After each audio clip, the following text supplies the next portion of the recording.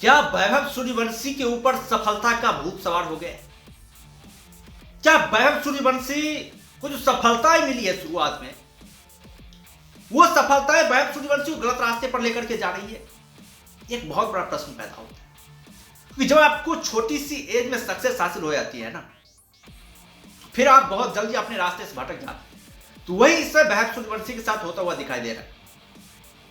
आपको यदि एग्जाम्पल दें, पहले तो आप लोग वैभव सूर्यवंशी से बड़ी बात परिचित हो, किस तरह से उन्होंने जो कमाल का शुरुआत किया, बहुत ही गजब की शुरुआत करी। भाई आसान नहीं होता है इतने बड़े मंच पर आप पहली गेंद पर शार्दुल ठाकुर जैसे गेंदबाज को छक्का मारे, उसके बाद से आप 35 गेंदों पर सेंचुरी ठोके, जो आज तक आईपीएल इतिहास में बड़े बड़े नामी ग्रामी बल्लेबाज सचिन तेंदुलकर से लेकर के विराट कोहली से लेकर के शुभमन गिल तक कोई लीजेंड जो इस तरह कारनामा नहीं कर पाया, उस तरह कारनामे को आप पूरा कर देते हैं। ये बहुत बड़ी अचीवमेंट है। उस अचीवमेंट के बाद ईगो जो है वो वैभव सूर्यवंशी को थोड़ा सा देखा गया। जब आरसीबी के खिलाफ मैच था, वहां पर आप लोगों ने देखा वैभव सूर्यवंशी को, आरसीबी का मैच तो पहले हो गया था, लेकिन उस मैच में भी आप लोग वैभव सूर्यवंशी को देखा। विराट कोहली से हाथ मिलाने के लिए जाते हैं। रोहित शर्मा जब मुंबई इंडियंस के खिलाफ मैच था, तो वहां पर रोहित शर्मा के साथ हाथ मिलाने जाते हैं। भाई वैभव सूर्यवंशी की एज क्या है? 14 साल। उसके एज से दोगुने एज के रोहित शर्मा, यदि हम लोग बात करें तो उनके पिता के समकक्ष होंगे, मतलब रोहित शर्मा।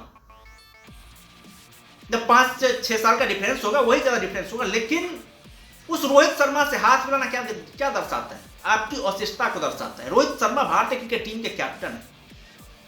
भाई उनके पैरों में वैभव सूर्यवंशी को झुकना चाहिए था। अभी भी रिंकू सिंह जैसे जो प्लेयर है, जो प्लेयर निचले तबके से उठ करके बड़ी कामयाबी को हासिल किया, आप लोग देखते हैं। मैंने देखा था 2023 का वो साल, जब रिंकू सिंह ने 5 गेंदों पर 5 छक्के लगा करके वो मैच जिताया था।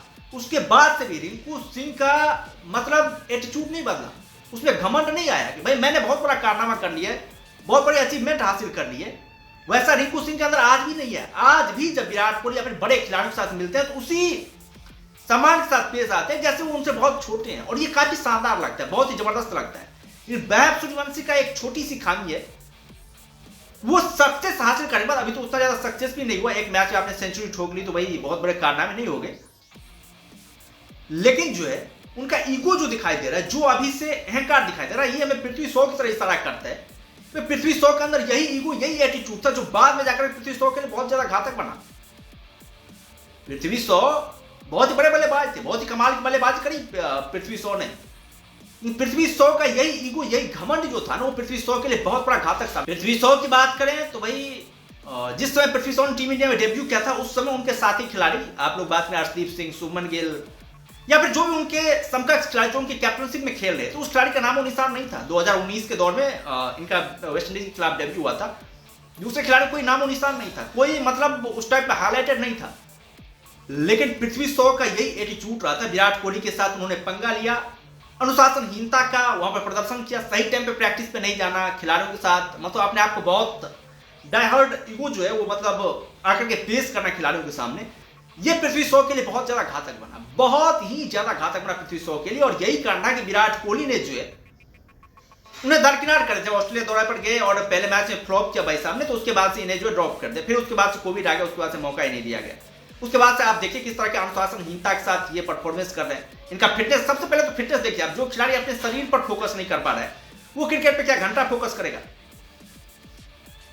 वो दिखाई दे रहा है पृथ्वी शॉ में, साफ तौर पर दिखाई दे रहा है। भाई 25 साल की एज में 45 साल के एज वाले खिलाड़ी की तरह दिखते हैं वो। अभी 4 गर्लफ्रेंड को लेकर के घूमना, तमाम तरह की बातें चले उनको लेकर के, जबकि उनके साथी खिलाड़ी को देखिए जो उनकी कैप्टनशिप के अंदर खेले थे, आज वो इंडियन क्रिकेट टीम के कैप्टन बनने की दावेदारी पेश कर रहे हैं।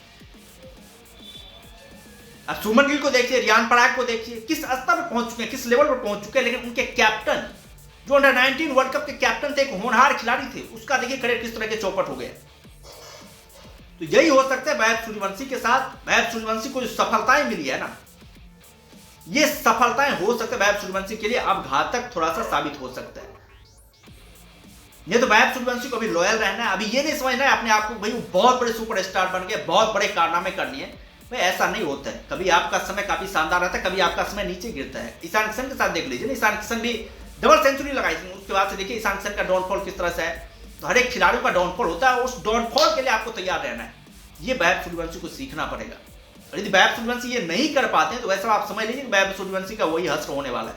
बहुत बड़े बड़े खिलाड़ी आए, विनोद कांबली जैसे टैलेंटेड खिलाड़ी उस टाइम पे, उनके भी बहुत ज्यादा चर्चे थे। लेकिन अपने आप को नियंत्रित नहीं रख पाए। वो शराब के नशे में फिर उधर उधर जो है वो भटक गए, जिसकी वजह से आप देखिए विनोद कांबली कहाँ पे पहुंचे।